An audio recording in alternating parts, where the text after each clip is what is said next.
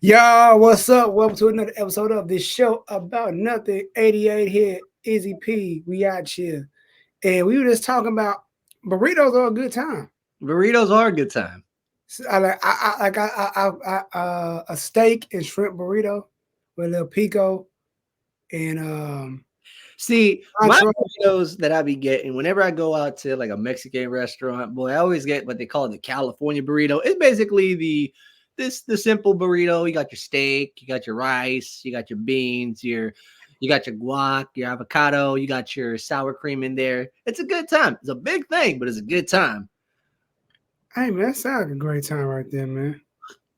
And I always get it with a tall glass of horchata. Horchata always goes hard.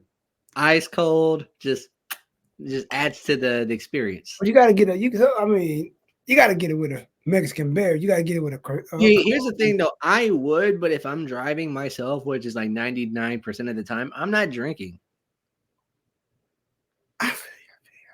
See, like if I'm going out to lunch with somebody, then pretty much I'm just gonna like, either get a water or get a horchata, get the burrito or get something simple and just call it an easy peasy day. But like if I'm hanging out with somebody and I'm riding with them, like I'm riding with somebody and I'm like, all right, yeah, I could probably knock a beer out. Ain't gonna hurt me one bit. I feel you. I feel you. I feel you. I say, man, we had some crazy weather in the state of Texas. You know Bro, let's talk about the weather real quick. Did you hear what happened in Cali? what happened? Bro, San Diego got flooded out. Damn. Bro, it's like San Diego, like there was pictures from I think it's SeaWorld in San Diego. The Right. roller coasters, where the hilltop is and it goes down. That's the only thing you can see out of the roller coaster. Damn. And like there was video of like cars getting swept away by the floodwaters and whatnot. Bro, like when I saw the video, I was like, ain't no way that's that SSD. And sure enough, like they got hit with some good weather. They got hit with really good rain. Look, Texas, it was like they said it's gonna get cold. So here's the thing about Texas. If they say it's gonna do something, it's gonna. They say we're gonna get an Arctic blast. Bro, we had that hit over here too. And so when it hit like it And hit. how cold did it get? Oh, you ain't been paying. You didn't pay attention to my goddamn. You ain't to my Instagram. So it got like that. It got like that. It was what was it? Bro, it got to like It was 34 in Carol. No, they ain't even. No. That ain't it. Where is that? because I can tell you right now where like how low it got over here. It got to 14 and it just kept dropping. 14. 14 and it get The it lowest just kept that dropping. the lowest that it got out here. The lowest that it got out here, and I'm talking about like Sunday morning, was like 20s, like mid to low 20s. And that was the coldest it's gotten in all this like winter season. Like normally here in Georgia, your winter season's like 30, 40 degrees, like 30 being the lowest it'll ever go. And then it'll kind of creep up to 40, 50-ish. That might be the max. When that Arctic blast came through and I saw 20s, like my dad was the one who told me, he's like, yeah, it's supposed to be in the 20s. I'm like, what? I checked. Sure enough, our lowest was like 22. I was like, no It way. got to like 11. It just dropped. Like it was like I had to. Yeah, it was bad. It was like I didn't go out there. I ain't had to go out there, but yeah, it was good. Luckily, we went out the week before, so like pick up a few things. But yeah, it got like that. I'm like, man, I'm just glad that like even though I had to, get a couple of things done to my vehicle, we didn't have to touch anything. I was wondering like how that was gonna work out, but it all worked out well. Stayed indoors, drank some hot coffee like I'm currently sipping on right now. You know. speaking of hot stuff, brother. Huh. In my music group chat, they're think about this. You like s'mores? Like who doesn't like a s'more? I got the marshmallow puff s'mores marshmallows, the big ones. I'm gonna tell you this. I'm gonna change the game. Instead of using the regular Hershey's chocolate, use the cookies and cream Hershey's chocolate. Cookies and cream. Check game. Just think about it. I'm gonna give you that game right there. I'm gonna just give you some game. I'm gonna give you some game, man. You know what? Look at the cream. You know what? On the, hey, I might have to take you up on that. See how that works. I'm just giving you some game, man. Just Hey, give you some game, man. I like that. I like that. I like that. Man, can we just we got to talk about it, bro. I mean, Hey, look, the playoffs are about over with. We are now in AFC and NFC championship week. You got the Ravens and the Chiefs, the 49ers and the Detroit Lions. I'm gonna say this. Hey, but first and foremost, before we talk about the matchups, and there's something I do want to discuss when we talk about the 49ers, because I've been hearing a lot of this chatter on sports media, online, that I'm not appreciative about. I'm not happy about it. And it's not about the team that I was following. It's actually about a team that's in the NFC Championship game. But we're going to get to that in a second. But we need to discuss something because Junie June, a.k.a. Junie Sharp over here, decided to hop on the messenger with another buddy of ours. We did nothing wrong. Try and clown me over the fact that the Tampa Bay Buccaneers came up short versus the Detroit Lions in the divisional round. I'm going to say this. I'm going to speak my piece. And if you want to go ahead and add your 2 cents and do whatever you want to, go right ahead. I don't care. At the beginning of the season, now, before I start off, I said, now, June, my boy, CJ, you follow the boy. Who? CJ Stroud, you follow him. Yes, big fan. Big fan, because he's from where is he from? Ohio, the Ohio State. The Ohio State. Zone 6, never forget. Okay. What do you got? What do you got to follow the boy, right? Yeah, I follow him, yes. Okay. So you follow the boy, but your team is the Eagles. Exactly. Okay. And you've said on record on multiple occasions that on the strength, you would cop CJ Stroud's jersey, correct? Of course. Okay. Still am. Okay. I respect it. I like that. Same thing here. CJ Stroud, hey, that boy's a dog. Got to get the jersey off the strength, off the muscle. I have a favorite player, Baker Mayfield. We all know this already. I followed him when he came. I followed him. Don't got to give you a story, but I followed the kid. He's in Tampa. He just finished his season with Tampa. Followed him when he signed, preseason.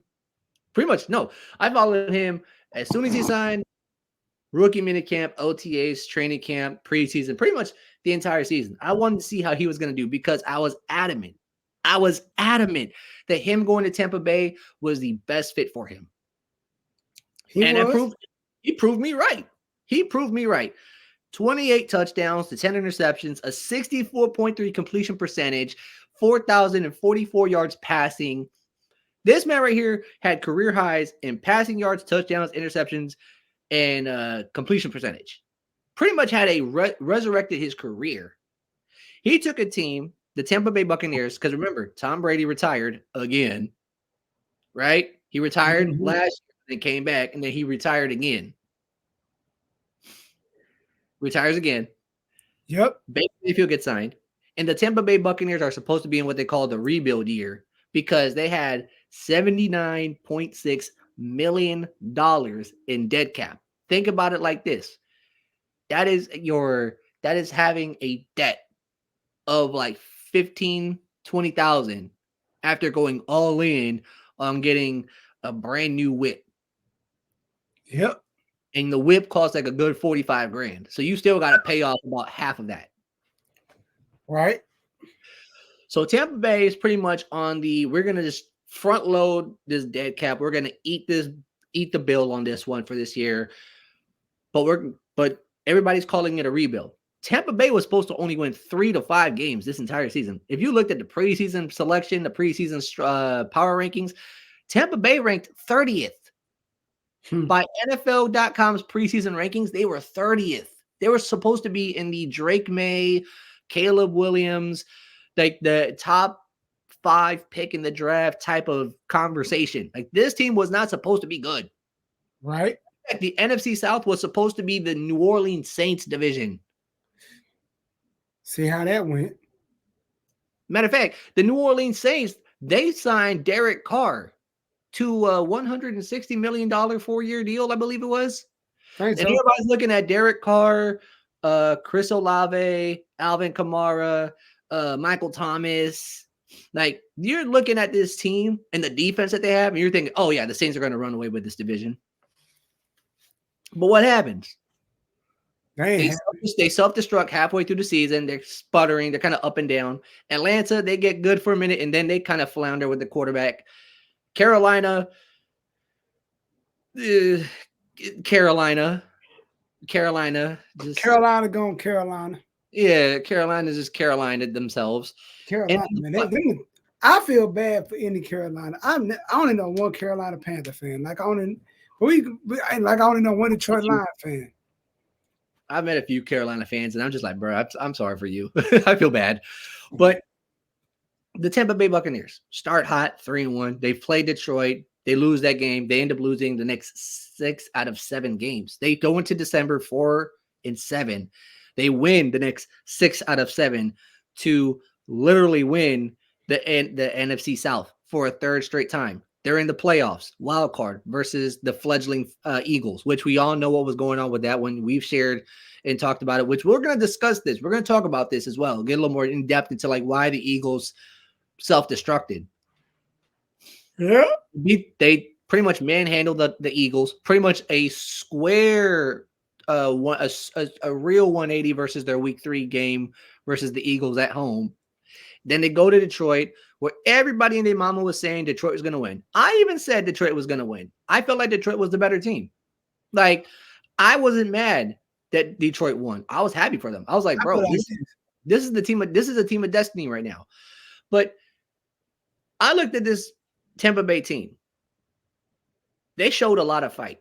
They showed a lot of heart. They went blow for blow with Detroit. It was a good game. Very good. I enjoyed it.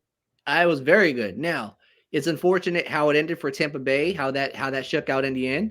But I will say this, though. Tampa Bay proved to me that they're not rebuilding. They're reloading. And they're going to have all that dead cap money off their books. They're going to have money to play with. So I expect a lot of people to come back. They got 18 free agents.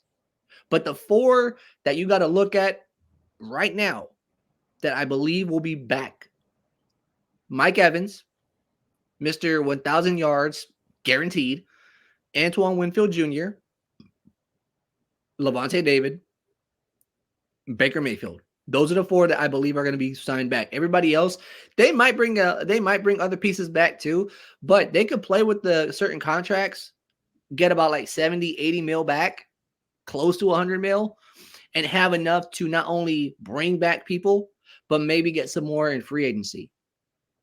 So overall, I look at Tampa Bay and I'm like, I'm happy about how this team played out. I'm happy to see Baker resurrected his career. I'm happy to see that he's going to get paid. Mike Evans actually said this, and I'm going to leave it at this. He said Baker Mayfield is criminally underrated, and that he's shown that he's shown that he basically played himself into a nice contract. I give him that. I think he's going to stay in Tampa Bay. I think Tampa Bay was the perfect fit for him. I think the interest is there between Jason Light and Baker's camp. So I believe that's going to happen. And look, say what you want about me. We've had our discussions.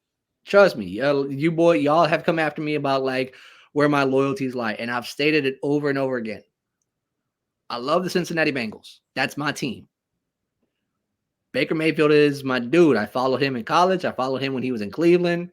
His whole career arc up to this point, I've been following it, and I've been rooting for this guy ever since, because I was like, this guy, the things that he's gone through, to me, you just can't name me one quarterback that could go that went through that if you were to put in his position would survive. Now I'm talking like Patrick Mahomes, Josh Allen, Lamar Jackson, CJ Stroud, friggin' Justin. Put it like this. This man had, think about it.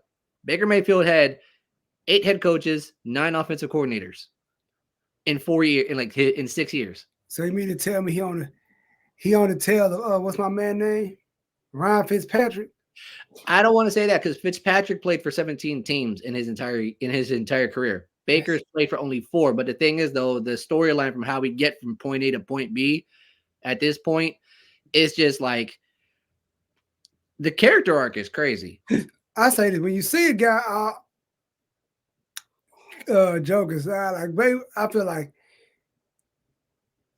all the teams he played for 4 teams so far.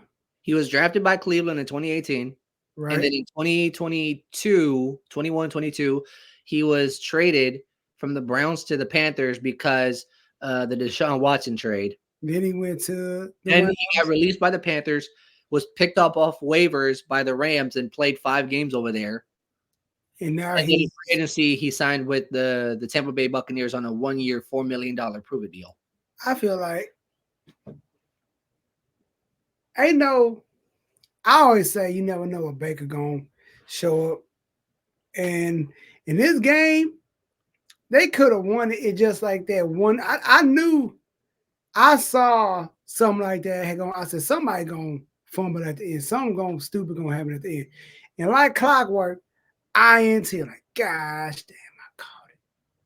Yeah, I saw that play happen live, and I'm not gonna lie, like it was a backbreaker, but I looked at it and I was like, linebacker made a real good jump. Like even when he was doing the post game interview, right. He broke down the play. He was like, "That's a look that Baker usually goes to in those types of situations." I knew he was looking that way, so as soon as he released it, that's when I made my jump. So he played it perfectly. Now, do I think that Baker should have made that throw? I don't think so, but I think the pressure was getting to him because if you watch the game, which I know you did, Detroit was sending free rushers at him, and I mean they were getting after him. There was like three separate occasions where a guy was unblocked and got to Baker quickly. And I'll follow up. And people got to understand, Detroit got a lot riding right now. This is their first time since 92. 92. You know what I'm saying? The first time in the NFC Championship, first ever chance to get to the bowl. That's crazy. This is like, you're playing, is like saying, this is kind of like, I wouldn't say the year the Eagles went to the Super Bowl for the second time and won. Right. It ain't that underdog story. This is like nobody. If you would have told me years ago the Detroit Lions would be in a position to go to a Super Bowl, I would laugh. But I always said this, and I stand on this hill. I said the Dolphins, the Lions will go to a Super Bowl before the Dallas Cowboys go back. And right now, it's looking real close to that's about to happen. And I look at this. The whole city of Detroit is going to be in San Francisco.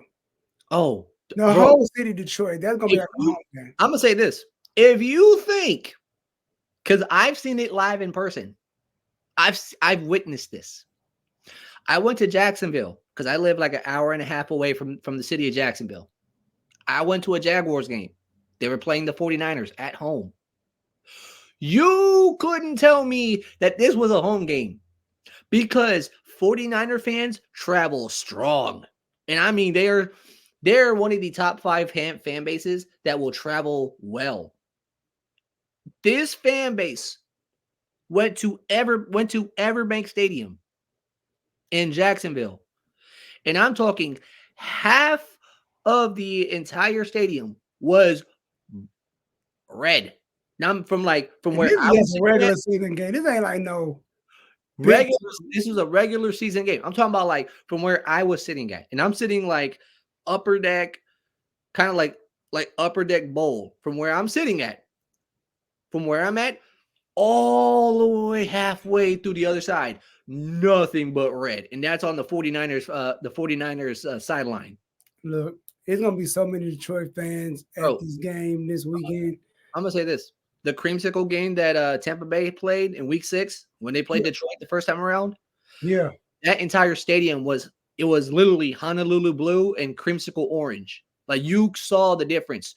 So believe me when I tell you, Detroit fans will be showing up to 18 they will be showing up to Levi Stadium. They will be showing up en masse, and you better be ready. And I think Detroit got a chance to get. And then they say Debo may not be playing either. It's 50-50 right now. So it's like I'm like on a real. I'm like I want Detroit to win. Go win. They ain't even gotta win the Super Bowl. Just go. They're like to me right now, their window is so open. Like even if they were to, if San Francisco was to win this game, which I believe they are projected to win, Detroit has such an advantage right now over other young teams. They've had this thing building up for the past 3 seasons. Like, let's just look at it like this. Detroit, when Dan Campbell first came into the scene, they only won 3 games. And then last year they won 9 games, but they missed out on the playoffs. And it was around that time that I started telling you, did I not say, keep an eye out on the Lions? I think they're going to make some noise. And you kept on telling me, it's the Lions, though. And I'm like, doesn't matter. I think the Lions are about to do something. And now look at where we're at. They win the NFC North. They win their very first home playoff game since what, 94? 91? And then Detroit. Yeah. 92. It was like 91 when they first won their last playoff game. Oh, yeah. And then in 92, they're now making it to their second or their first ever NFC championship game in like 2 or 3 decades. Like this is a team that has been starving. This is a city that has been starving for some sort of success. And like right now, from what we're seeing, Detroit is on a heater. Like they're on a heater right now.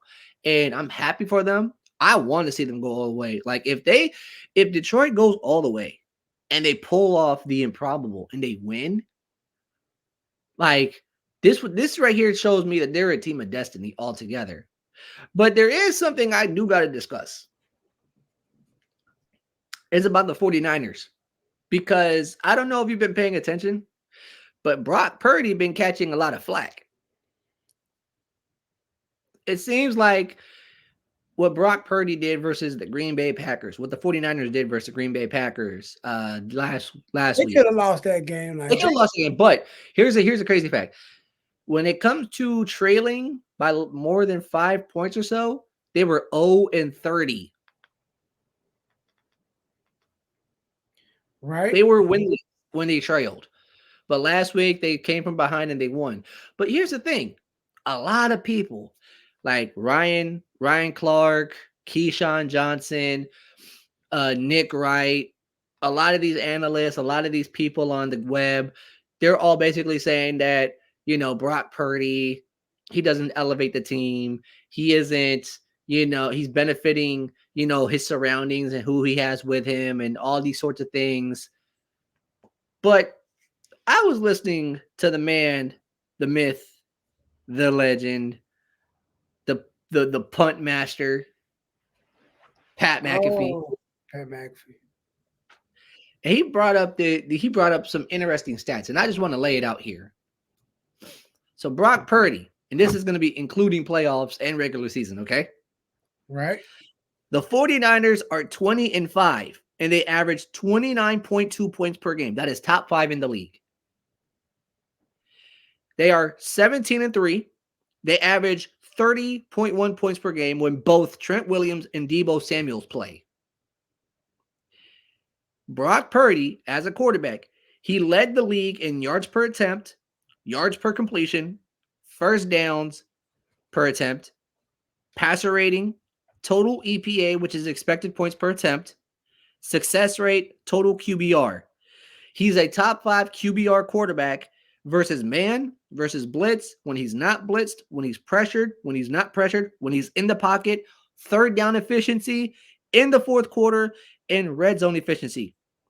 The total QBR for this season and last season, including playoffs, combined 67.6. Now look, A lot of people are looking at Brock Purdy right now as like he's not in this elite territory. And I get it. But let's just go ahead and look at Brock Purdy like this. Because I think a lot of people are forgetting. He wasn't a first round pick. He wasn't a second round pick. He was the last man in the draft that got picked up by the 49ers. He came in relief last year towards the end of the season, like the last, 6 or 7 games of the season. He came in relief when Garoppolo got hurt. And he took his team, he helped take the 49ers all the way to the NFC Championship game. And now, a full year later, as a starter for the first time, he has led his team back to the NFC Championship game. I say this about Brock Purdy, and I've been on this show saying this. They say, question was asked to me, do you think how would the 49ers game have turned out if Brock Purdy would have played? It would have been a different game. But this year, based off what I've heard rumbles around my Eagles, would it have been the same game if we had a better whatever you want to call it. It's like this. You cannot put an asterisk by somebody's win because of their quarterback's not there. Injuries happen. Right. So would it have been a different game? Yes. You know what I'm saying? But at the same time, it is what it is now. Now Brock Purdy got a chance to, with or without Debo, to go and take his team to a Super Bowl. But as I've been paying attention, the Niners been to, if I could count, 2 Super Bowls that I can remember since I've been watching football faithfully. The They went Ravens. to one with Cam and one with Jimmy G, and they lost both. Who? So they went one with Jimmy and one with Cap. Kaepernick. Okay. The one versus basically the Brother Bowl, Jim versus John Harbaugh. Yep. Ravens Niners, and then Chiefs Niners. Yep. Okay. And Yeah, I remember those. so Wait, at this point, wasn't the Chiefs one? That was Patrick's first Super Bowl win, right? And that was when he was the cover. He was the cover athlete for Madden. I remember that one. Yep. And I remember that one because like they made a big thing of like the cover curse or whatnot. Oh yeah, he broke that. No, he did get ended that year's season. No, he didn't. He played the entire year and he won the Super Bowl, and everybody was like, "Oh my gosh, he broke the cover curse!" But that's another thing. And I'm like, you can't. It's kind of like saying that the Bills would have went back to the Super Bowl. You lost 4 Super Bowls, and you went to 4 back to back. So that means your team was good. So for 4 years, you go to the Super Bowl. 4 count back to back to back to back. That means the AFC was garbage. That means y'all was the only thing that they had going, and you lose all 4 times. You cannot go to a Super Bowl for the 5th time and lose. You cannot go to the Super Bowl for a 3rd time and lose. That's even if you make it, because I don't know what Detroit on. Detroit got the whole city of Detroit behind them, so they're like, yo. Detroit's on a heater. Like I said, Detroit is on a heater right now, and I think they're gonna put a scare in San Francisco. But you know what? I'm not even gonna say that. I'm gonna say this. I'm just gonna watch this game and just see what happens, because like I thought the Bills were gonna handle business at home versus Kansas City, and they just. I'm gonna say the stuff that Josh Allen does is in like it makes me question some things. Oh, now you want to jump on a conspiracy theory train? I see you. No. No, I'm not even going to jump on that conspiracy theory. This man right here wants to throw the whole Super Bowl logo conspiracy that's around. I'm not the only one saying it. I know. And then this man you can't say it's coincidental though. This man showed me a picture of a news station in British Columbia talking about the Super Bowl. And I'm like, But you got to think about it. True or not? True. You going to tell me this. You going to tell me this. They pointed out the last the Chiefs, no, the Bengals, who they play? Bengals. Rams. That one kind of all right. You can get me with the first one. All right. Y'all smoking something. Then the second one, the Eagles, that's a reach because that's not Eagles green. That's kind of teal. So it's kind of Miami. So it's like, He's all like, right, hold on we now. may, all right. But this one is like, this one's like, and the only thing that makes it kind of question, like, the NFL did a whole thing about is the NFL scripted. Which was hilarious, by the way. And now it's looking like this looking like it could be a thing. And I'm all for a good conspiracy theory. Bigfoot Yes, he is. He is area all for conspiracy 51, uh aliens. I love a good conspiracy theory. JFK, all that stuff. I love a good conspiracy theory. But this is the kind of one you look at like, all right, the colors man line up, and the two teams they saying are supposed to be in this joint in it. They in the Final Four. It's like I say, I'm standing on this. I'm gonna say this on this podcast. If the Ravens and the Niners go to the Super Bowl, if that's the Super Bowl, Izzy will be the only one talking about the NFL on this podcast because I'm just talking college. I will not watch the NFL next season. Okay, matter of fact, check this out. This is a news article I just looked up. Scripted Super Bowl logo conspiracy could continue for a third straight year. Ravens and 49ers have a chance to add to a popular NFL conspiracy. People across the country think a game in Las Vegas is rigged, and we're not talking about slot machines or cards. A popular conspiracy posts that the Super Bowl logo in recent years has predicted which teams will compete in the contest. After a decade of cookie cutter Super Bowl logos, the NFL brought color back to the designs for the 2021 season with the Super Bowl logo in LA. The logo featured a warm red, orange, and yellow tone for the game at SoFi Stadium in Inglewood. Decked out in yellow pants, the hometown LA Rams went on to beat the orange and black Cincinnati Bengals for the title. The next year, the NFL rolled out a colorful desert-themed logo for Super Bowl in Arizona. The Chiefs red and Philadelphia Eagles green were among the hues in the logo. And like I said, that's not Eagles green, y'all. We'll show them in a second. Chiefs red, Eagles green. The Chiefs wound up beating the Eagles to earn their second Super Bowl in 4 seasons. One day after the Chiefs lifted the Lombardi Trophy, the NFL unveiled the logo for the Super Bowl here in Las Vegas. The design goes all in on Las Vegas, which will host the game for the first time in its history. The purple and red logo highlights the city's bright lights and the colors at the top two teams from the regular season in 2023. The Baltimore Ravens and San Francisco 49ers could very well square off at Allegiant Stadium next month. The teams earned the number 1 seed in their respective conferences, and they will be on their home fields Sunday during the conference championship games. Should the Ravens beat the Chiefs and the Niners beat the Lions, it would not only mark a rematch of the last Super Bowl they played, but it would be the third straight year of the Super Bowl team's colors being in the Super Bowl logo. 2 is a coincidence. 3 is a pattern. If the favorites in Sunday's conference championships games take care of business on their home field, the conspiracy will grow even further. Look, now, just in case you don't understand what I'm talking about here, let me go ahead and show you what this logo looks like. Let me see if I can pull it real quick. Copy. And do a little hoop-de-whoop-de-woo. Paste. Nope. Okay, never mind. Here. Nope. Here. I mean, like I say, the only one that's a asterisk is the Eagles because that's not our green.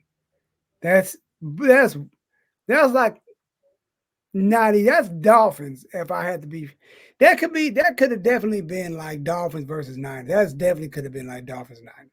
Okay, but here's something I want to point out to you. Notice whose colors are like more than the other, right? Right. So Cincinnati, orange, LA, yellow, and the Rams won the Super Bowl that year. Right. Eagles, green, which if you want to say that's not their green, but we're going to go ahead and call it that way. Eagles, green, Chiefs, red. Chiefs don't have that much red in the logo, and they won the Super Bowl. The Ravens have a lot more purple. The Niners don't have a lot of red in the logo. If you really want to call it a conspiracy, the teams with the least amount of color in the logo themselves have won Now, the Super Bowl in the look last at 2 that years. green and look at that green on there. That ain't even close. That ain't even close. I get what you're saying. I get what you're saying. But think about it like this. Think about it, and I want you to pay attention. Like, look here. Now I'll show you again. So again, So you saying that the Niners are winning? if we want to keep the conspiracy alive, if you want to really just think about it like this. So you see, LA has a little bit of yellow, and they're the ones that won the Super Bowl, right? Chiefs have a little bit of red, and they won the Super Bowl. Who has a little bit of color in the logo? Yeah. Think about it. Now, here's the thing. Like I said, it seems fishy. And you could have a conspiracy theory if we were to see the Ravens and the Niners in the Super Bowl. If that's the case, and I believe a lot of people were predicting this to be a thing anyways, like when they played each other earlier in the season, everybody was saying, "Oh, this is a early Super Bowl matchup preview," but the Ravens went on and beat them like pretty much dog walked them in Santa Clara on Christmas Day. Oh So yeah. like we could be seeing that matchup. And you know what they say, it is hard to beat a team twice in the same season. Yeah. Unless you are a conference rival like the Eagles and the Cowboys, Eagles, Commanders, Eagles, Giants. Like if you are the Bengals, Browns, and Bengals, Steelers, Bengals, Ravens, like unless you're a division rival, it is hard to beat a team twice in the same season. So who knows? The Niners might end up winning this one. They I might. They I might. look at it like this. It's for me, and we're gonna switch gears because We got to talk about your Eagles, by the way, too, because you brought up some stuff that made me go, we're gonna talk about that and some Ohio State stuff too. But Woo! I'm like this. It's one of the things like this is too coincidental. This is like, bro, like this is like the first time I'm not the one to buy. Yeah, it's cool, that's cool. Then like, okay, I may be on to something. Like the article said, 2 is a coincidence, 3 is a pattern. Like I said, and like And it's really like shout out Chicago 5, NBC 5 Chicago for the article. Shout out to y'all. I read that off, and y'all actually pointed that out perfectly. So thank you for that. yeah, shout out to them. Like I say, I'm not because like I say, you think about it, like because one, I'm tired of seeing the same teams in the goddamn Super Bowl. Of course. I'm sick of Kansas. I'm sick of who else been in the Super Bowl? I'm tired of seeing teams who got championships in the championship. Like a Detroit would be cool, a Bills would be cool. A Miami, Detroit, a Bears, like team that ain't been in a very long time, is cool. And that's fine. Now, going to my Eagles, all this, I have no clue what the hell's going on. Let's talk about your Eagles for a second because you guys started the season 10-1, and then y'all tailspin horribly. Like I said, And like it was weird because like every single time we talked about your team winning, I was like, you're cutting it close, but you're like, a win's a win, a win is a win. you gotta take them like And all of a sudden, it's like you guys drop games to the Cardinals, the Seahawks, the Giants. You got thumped by the 49ers at home. And I really believe when the 49ers came into Philly and they put the whooping on you, I felt like that was the start of the collapse. And then halfway into that stretch, y'all make the defensive switch from Desai to Patricia, And the That's defense, how I feel like it went downhill. I it feel got like I'm worse. not gonna give that. Oh, the Niners took off. Dude, Detroit could come into Santa. What is it called? Santa Clara. Yeah, Detroit could come in there and go to spank. Levi Stadium, They could go to y'all stadium and spank y'all. and I will enjoy every minute of it. It will hurt to be. It will hurt because I'm like, dang, Brock Purdy, but like, damn, Let me there go tell the you, Lions.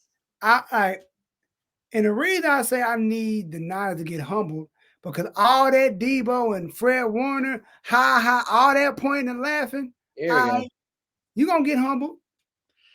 You gonna get humbled, and I'm gonna enjoy every bit of it. You know what? Look, I'm I'm a I'm gonna load the clip up with tweets. I'm everything I could probably say to Debo saying I'm gonna say it to him. you, so is your goal to get blocked by Debo? Oh yeah, I want him to block. I want him to block. Please block. Look, look, don't get me wrong. I love what Detroit's doing, and I'm happy for them, and I would love to see them all the way go to the Super Bowl. But there's one guy in particular that kind of got on my nerves, and he's from formerly from the New Oh Orleans yeah, Saints. my boy. Hey, my boy. But yeah. CJ. CJ Gardner Johnson. He talked. He chirped a little bit. He chirped a little bit to Baker Mayfield. Kind of said that if you put a good quarterback with that wide receiver room, they'll be a great unit. And They said Baker, the same thing about the Eagles. You put any quarterback behind that O line, anybody be good. But it showed.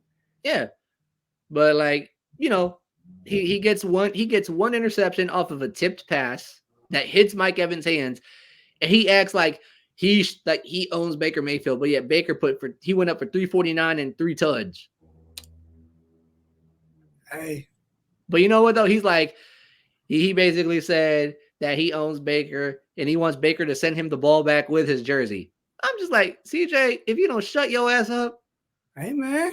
look, I get it. You hyped by the fact that you go into the NFC title game, but you better hope that Debo Samuel don't come back. Because if Debo come back and you got Ayuk and you got Rashawn Jennings and you got Kittle and you got McCaffrey with that O-line, oh, Purdy gonna cook. I'm sorry. I mean, like I said, you gotta know what. It's some quarterbacks you know when they show up, they gonna show up. I don't know if Brock Purdy gonna show up. Like Brock Purdy been playing phenomenal. I give him credit. He has. But like I said, it's kind of like, ooh, it's kind of like I know what Jalen gonna show up. Like I'm not like at the end of this season, I'm like, all right, cool. And that's another thing about Eagles Nation. Let me talk about Eagles Nation real quick. The A floor is lot all of yours. y'all dumbass fans, you dumbass fans, and I'm talking to half y'all Eagles fans because y'all watching this. I'm gonna Call him one bad season, y'all calling for this man's head. Like the dude didn't take us to a Super Bowl. Y'all was just riding for him. Y'all was buying them sub sandwiches, buying them wings, buying them cheese steaks, buying them a fifth of Hennessy, buying them all kind of food, tasty cakes, all that, whatever Philadelphia got, the Philadelphia cheese, what is it called? Cream cheese, all that. But now he ain't know it. He everything but a man of the Lord. Shut up. Shut up. Now, imagine this. Let me paint the picture. Say, for instance, they get together. They get everything together this season. Off season. They fix everything. Go back to the Super Bowl and win that. Y'all gonna be mad at them again? No. Who? Listen. Who? Like, what quarterback right now that's a free agent that y'all trust to get the job done? Kirk Thuggins. Man, Kirk Thuggins ain't doing. He gonna be the quarterback in New York. You know what? I wouldn't be shocked. He gonna be the quarterback in goddamn what is it called? DC. No, he's gonna be the quarterback in Atlanta. Now if Justin Field don't beat them there first. Facts. But yeah, okay. So let's talk about your Eagles for a second because you kind of shared some information with yeah, where he was calling audibles at the let me pull it up real quick because that kind of because while you look that up, I'm gonna go ahead and talk. I feel like if that's the case, it lets me know something ain't right. I got it right here. Go ahead. So this is from JPA Football on X. And this is just a rumor, and this is from Word on the Birds. This is his source.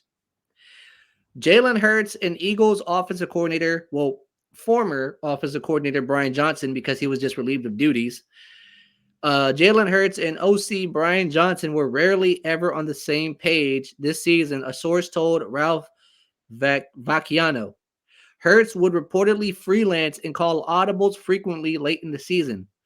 If this is true, it would be hard to envision Brian Johnson staying with the team.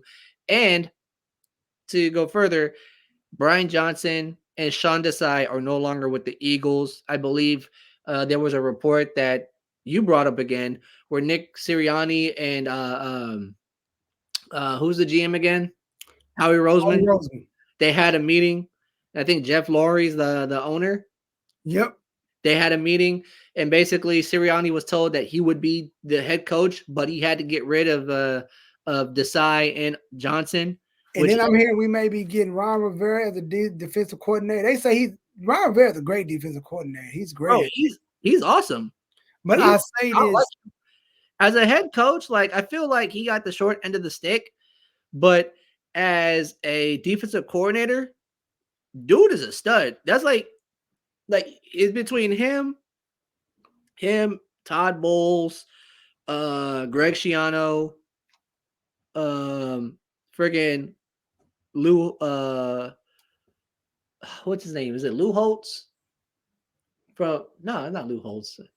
I might be thinking of somebody else, but there's a lot of great defensive minds in the NFL, bro.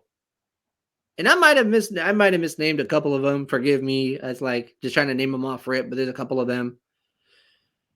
But Riverboat Ron Rivera, like he'd be a solid one. He'd be a very, very solid. Like I say, I ain't upset with my Eagles. I'm not, and then y'all need to shut up too. Talking about AJ Brown. AJ Brown ain't going nowhere. Y'all are just, some of y'all Eagle fans are stupid as hell. I swear some of y'all are dumb. Like this man ain't bought. Y'all are so dumb. Y'all are Eagle. I don't know. I mean, I ain't gonna answer this quick. I know the answer to this one. Like I said, like I think some of the Eagle fans are smoking the same stuff Cowboy fans are smoking sometimes. Cause y'all just say the dumbest thing and just stand on it. And be all on the internet talking crazy. Like, y'all need to shit y'all asses all the way up. Like I said, I need to stop, bro. All right, enough of that. Can we talk about how the Ohio State is actually reloading for the 2024 season? Bruh, reloading ain't even, that ain't even, like I said, in this Ohio State page I'm in, Ryan Day like, yo, not this year. I'm not losing them boys this, Do you see who he's been picking up left and right? Dude, he didn't, what is it called? Overhaul everybody from goddamn Bama. He didn't got the running back for Ole Miss. He didn't got Caleb Downs from Bama. He got another boy from Bama. He did like, yo. He got Julian. He got former Alabama quarterback Julian Sayin. See, when you said Julian, you text me like Julian coming back to Ohio State. Like Fleming? I thought he went to Penn. I was like, he committed to Penn State and saw what was going on. He changed his mind. No. I want to go back home. I want to go back home. I'm like, Julian, say, who the hell is Julian? Hey, ain't he a freshman? I believe. Let me see. I think former Alabama quarterback Julian Sayin told ESPN on Sunday that he's transferring to the Ohio State. Sayin is ESPN's top quarterback recruit in the 2024 class and number 3 overall player. He will enroll soon at OSU, and he will be competing in spring practice. Look, that quarterback room is insane. You got Aaron Nolan, Julian Sayin, you got Will Howard. I'm already giving him a job. I think he's getting it. The one from K-State? Yeah, I think he's getting it. Like this is senior year. So I'm thinking he's gonna I'm gonna go ahead and get this one. And who's the fourth one? This quarterback room is insane. Oh yeah. It's like if they don't, and that was the one thing that we discussed when it came to the Ohio State. Oh yeah, and Devin Brown. Okay, so this is one factor. This is one thing about um one factor about the Ohio State when it came to watching them play. When the season started and they were having their spring training, Ryan Day was having this quarterback competition, and we'll go back on this. They had the quarterback competition, and it was between uh what was his name again? What's the name? Gosh He played dang. for Syracuse. Oh damn. What's that? Damn. I forgot boy name. Count man, talk about he played so bad we forgot his name. Go ahead. So it was a quarterback competition between Kyle McCord and was it Devin? And Devin Brown. Yeah, so Kyle McCord, Devin Brown, they have the quarterback competition, right? Week one come around, they're they're trading, they're He was concerned. I wasn't. He was like, bro, they got to figure out something. Like, they got it. Chill. bro. Next to Tony. The Like, second week come around, I'm like, bro, they got to figure something out because this is not a good look. If you go into week 3 right before you got to play Notre Dame in South Bend, something is up. I don't think they're going to hold it. And then week 2, Western Kentucky game, they say Kyle McCord is the guy. And I'm like, all right, let's see what happens. but see, here's my issue. Like, I think Ryan Day knows where he's going. Because, like they said, last year he didn't have, there was like, it was the most qualified person. Like saying, you're not the best electrician, but you're the most qualified for the job. All right. You're not the best one, but yo, it's either Izzy or Jacob, who we just hired 2 months ago. Right. Jacob's good, but Izzy, he's been working here longer, but you know, he knows the in and out, but he's not the best, but he's the most. We're gonna get it. I just felt like, yo, then looking at Devin Brown versus what's their name? What's his name? Versus who they play in the Cotton Bowl. Oh, Who Mizzou. who they play? Was it Mizzou? Missouri. Yeah, Missouri. Yeah, so like, and I remember you talked about like this is his coming out party, and it wasn't. He stayed home. He got hurt. It's like, and nothing after he went down. Like, oh, this is where we at in life. It's like, but I feel like after the loss to Missouri and the 2 straight losses to the team up north, three. Lost 2 with CJ and 1 with Devin. Oh, wait, what? Yep, we lost 3. CJ with 2 and 1 with Kyle. Oh, that's right. Yeah, so he's lost 3. Ugh, that sucks. Really does. Like I said, Ryan, that like, nah. And we back at the shoe this year too? Oh no, it ain't. And then here's the thing: who was the dude they picked out of K-State? Will Howard. I said William Howard. The same thing. That boy said it clearly. He's like, I want to beat the team up north. As soon as you read that, you're like, oh, he gets it. And I'm like this. And I was like, it's not just a game. You really got it's like, yo, it's like these guys are like they say, okay, William Howard, like, yo, he's good, but he's not that. And like, yo, he was at K-State.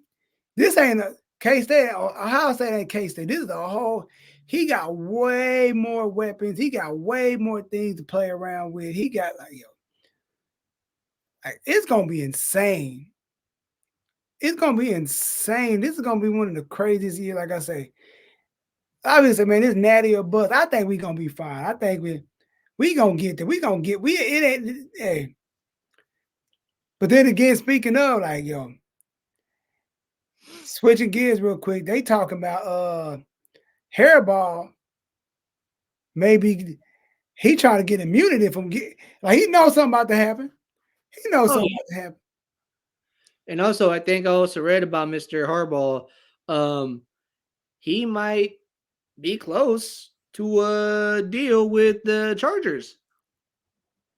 Yep, and I heard him and Bill Belichick had a meeting with the Falcons. I'm like, yo. Well, Belichick more than anybody else. I think Belichick has has been more. Um, I think Belichick is like the more consistent name going to Atlanta, and I would rather him go to Atlanta than Vrabel because if you think about it like this, Belichick is going to be more immediate success. Vrabel might be more like sustained, and depending on how you look at it, you want to see the teams have more immediate and then kind of like taper out versus have that building sustained success if you're like a division rival. But it's going to be interesting to see how this coaching thing shake out. I know the Tennessee Titans just picked up the Bengals offensive coordinator Bill Callahan Yep. as their new head coach, Oh yeah. and then I'm reading that the Carolina Panthers are meeting with Dave Canales, the first year offensive coordinator for the Buccaneers. They're meeting him for a second interview, and if I'm a Buccaneers fan, I'm keeping my eyes on that one right there because what he was able to do with Baker and that offense and how they were able to move the ball. Granted, they did have some inconsistent stretches throughout the season where they weren't able to put up points on the board. But when they were able to put points up on the board and they were able to move the ball, they were it was like night and day watching the team play from last year to this year. So I will say this though, if I'm a Buccaneers fan, I'm keeping my eyes on Dave Canales and the Carolina Panthers because Carolina just signed or they just brought in their a former linebacker, I believe, um, a former linebacker to be their GM. I think his Yeah. name is Dan Morgan. And the thing with Dan Morgan is that like not only did he play with the Panthers, but in 2010, around the same time Dave Canales came into Seattle, he joined Seattle. So they have continuity with each other. They're somewhat like this. Yep. So if you think about it, Dan Morgan, Canales, like there's a connection between the two. So Buccaneers fans, if I'm you, I'm paying really close attention to this one. Granted, I don't think Canales gets the job. You got Raheem Morris, you got Ben Johnson with the Detroit Lions, and depending on how that shakes out this Sunday, Carolina could either wait to interview him, and also I think who's the Ravens offensive coordinator, the one that came from Georgia. I forgot Shit. his name. I don't know no coaches. Don't give me the line. Yeah. But before we get Yeah, out, like just Buccaneers fans, pay attention. before we get out of here, how you feel about the whole collapsing in Dallas right now? Everything going wrong in Dallas right now. Boy. Uh yo. CD Lamb mama speaking out, Michael Parsons brother speaking out, Dak brother coming out the water. And the funny thing about the Michael Parsons thing is somebody pointed out he ain't say his brother was lying. He was like, yo, my brother is a grown man. He speaks for himself, not me. And I forget who said, I think it was Shannon or Stephen A. They were like, you who you are behind closed doors or who you really are in real life. Yep. It's like if you're saying this, something had to be said to somebody, like especially CD Lamb. So what happened? So who popped off first? Uh, I remember Dak brothers used to talk crazy back in the day, but CD Lamb jumped out first, and it just went from there. The Michael Parsons brother, Hmm. and so I'm like this. Who knows you more than your mama? Like you, That, for her, for his mama, and to say what she said, this ain't no. I'm just gonna say this just to say it type stuff. This like your mom, man, like Dak ain't it. Like I don't know about him. And then Stephen A. Smith said the defense, the team is cool. They don't fool with Dak like that. And remember when who was it? Who was it said Trevon Diggs said shut your bitch ass up or whatever it was. During this pre that was during training camp. during training camp. Oh nah, they just playing. I've been knowing this man for years. I've never told him to shut his bitch ass up. I've never disrespected him in that manner. We've jokingly thrown jabs at each other, but it ain't never got to the point where I said something of That now out the blue, yeah. Yeah, I get it's weird. This is a weird situation for Dallas fans and for the team itself. Like y'all had it was like the collapse of the century. It was like they went 16 straight at the house, and then Green Bay came in and just dog walked all over y'all, and it was just like something went weird. Do you think, then we're going to get out here, do you think Dak lost the locker room? Because there's like a lot of stuff coming out. Like, I don't want to say yes, but it seems like it. And Stephen A. Smith said he saw the team in Vegas, and they saw this. He saw some of the players that is on both sides. He ain't say players' name, but he saw people. He's like, yo, it's Dak. They're like, yo, how y'all feel it? Like, they were like, I'm gonna say this, and we've talked about Dak Prescott and what we think could happen to him.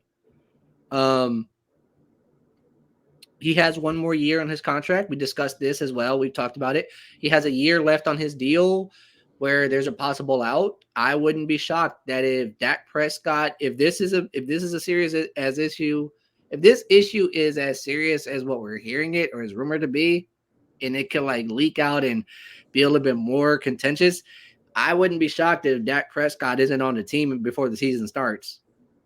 right. I wouldn't be shocked. I think he might get moved.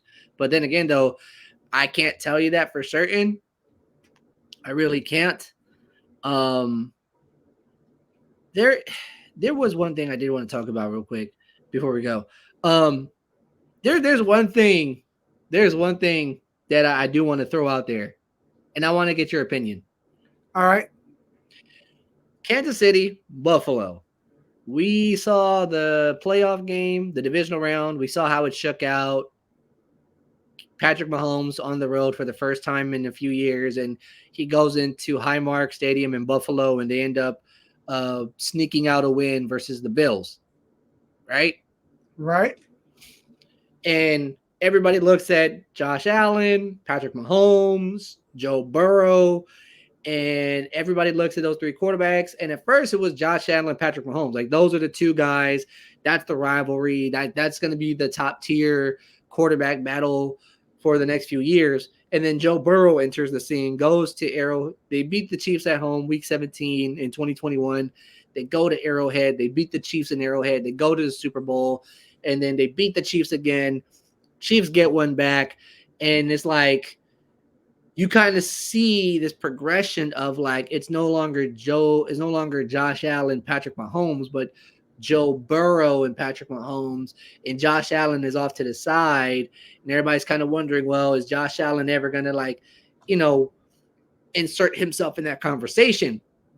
And you saw this past weekend another point in the saga where Patrick Mahomes has ended the Bills season versus Josh Allen, and you're wondering what's going on. Like, why? I feel like this, and I feel sorry for the man because y'all internet people, y'all are trash. Y'all are so trash. The kicker, they come like, bro. Oh, Tyler Bass? Yeah, and like, here's the thing. Here's the problem with you fans. Because we got to get about it because we're running long. When Ryan Day lost to the team up north, he had like security, the National Guard. Like, it's not that serious. It's not. For you to, just because your stupid ass bet the whole house on, my boy Altu told me like somebody actually bet their whole house on a game and lost. Wow. Bet their whole house. Like, just because you're on my team, you making bets that you can't afford to lose. And they lost. You bet money that you probably don't even have. Mm-hmm. There's people that do that. Oh yeah. Yeah, but I mean, I bet 500,000 on this game. You don't have 500,000. I don't need it. I know I'm gonna win. Now you $500,000 in the hole, and got to figure out how you're gonna get this money because this person wanted it. Mm-hmm. And you like, man, then you got to hit, man. You know, I got 500,000. I want that, bro. You gonna better find a way to get it. And y'all attack these people online. Like, y'all are the problem. But like I say, man, like, I look at it like this. if he makes that kick, that's a different game. Yeah, but the reason I'm bringing up this playoff game, the reason I'm bringing it up is because the year Patrick Mahomes was drafted to the Chiefs, right? the Chiefs didn't have that pick to begin with. Oh yeah, didn't they trade with somebody? Do you want to know who they made the trade with? Oh, wasn't it Detroit? Who was it? Cause I saw something about Detroit and the Kansas City. Oh, the Bills. Okay. Damn, that's no wonder he owns them. No wonder he been whooping their ass. The details that helped us land Patrick Mahomes. Chiefs received the 10th overall pick. The Bills received the 27th overall pick, the 3rd round pick, which is the 91st overall, and a 2018 first round pick. And remember, Patrick was picked up in 2017. A year later, Josh Allen was picked up by the Bills. You want to know what's so funny about Patrick Mahomes? Like that, we getting out of here. I'm saying it for the last time. The funny thing about Patrick Mahomes, I don't remember his draft class. I don't remember him. I don't even remember him getting drafted. Like he just popped up one day and Arrowhead. Like who was Patrick Mahomes? You remember Alex Smith was the quarterback at the time because he came from San Francisco to Kansas City, and then Patrick Mahomes came in relief because I think Smith had gotten hurt. And they've been rolling ever since. Send us home. Send us home. Oh my gosh, man. It's been a wild, whirlwinded adventure here in the show about nothing. We've been talking about a whole lot today. We talked about a lot. We spoke a lot of football because we had to talk about it because we had a lot to talk about. Oh, yeah. But you know what, though, man? Hey, look, like I said, divisional round over with. We in the AFC, NFC championship game. We got the Chiefs versus the Ravens. We got the 49ers hosting the Detroit Lions. And then 2 weeks after that is Super Bowl Sunday. Yep. June. Let me know who you think is making the Super Bowl. In a perfect world, Detroit Ravens. Okay. In the perfect world, Detroit Ravens? Yep. Okay. Who you got? Whew. Well, there's 2 rematches that can go either way. You can either have the 49ers Ravens Super Bowl rematch or 49ers Chiefs Super Bowl rematch. And then you got the Lions coming in. I would like to see Lions Chiefs. I would like to see that one. But I really believe it's the 49ers are going to be in the Super Bowl. Now, who's going to win at the AFC side? That could be a toss-up, to be honest. I think the Ravens possibly have the edge. But, I mean, Patrick Mahomes, you really can't go against him because he's been in the dance too many times to get rattled like that. So who knows? Honestly, like Detroit, Kansas City, I want to see that one. I think that'll be a fun matchup. I think because remember, week 1, when the season first started, Detroit walked into Arrowhead and beat the Chiefs. So that's a storyline right there. So, hey, anything can happen. Like always, thank you for tuning in. June, Izzy P. Like always, we are out of here. Thank y'all.